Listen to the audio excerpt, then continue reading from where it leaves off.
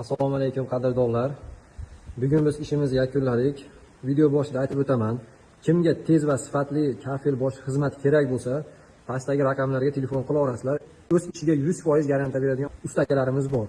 Endi hozir men sizlarga ishlar bilan tanishtiraman. Uqlomlari, stiklari, zazorlari. Xo'p. Mana hozirgi holati.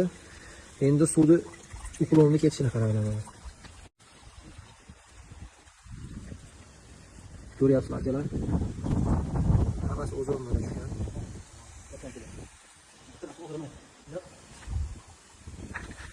Mana turamiz. Suv kelib mana shu joydan chiqib ketadi. Bu yerda ham trap qo'yilmagan, miramirdan chiqarilgan. Miramirdan o'zidan chiqarilgan trapga yasalgan. Xullas ikki tomonga bo'lingan akalar, endi ikkinchi tomonni ko'ringlar, uqlomni ketishini. Buni ustakalarimiz tushunadi.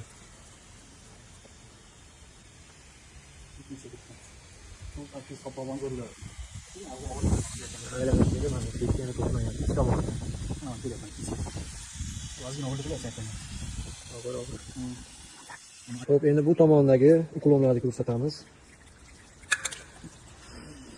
Ko'ryapsizlar, mana suv shovullab ketyapti. Bu yerdan aylanib kelib mana trapga qo'shmaydi. Mana bu yerda shunaqa. Birozni o'zidan teshib chiqarib qo'ygan. Mana ko'ryapsizlar, endi bu tomonni sizlarga ko'rsataman. Xullas uqlom 0 ga tushilgan, aylanib suv bitta joydan tushib ketadi akalar.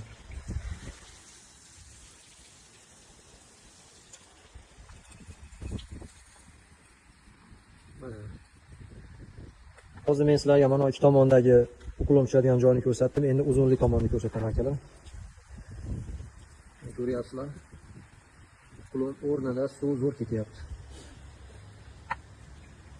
Xo'p akalar, kafelda umuman qizig'i yo'q. 60 ga 120 bo'ladimi?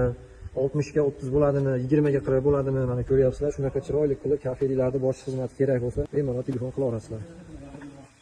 Mana bu yoq tomonga ham alohida e'tibor berasizlar. Bu tomonni ham kafellarni juda chiroyli qilib bosib berdik.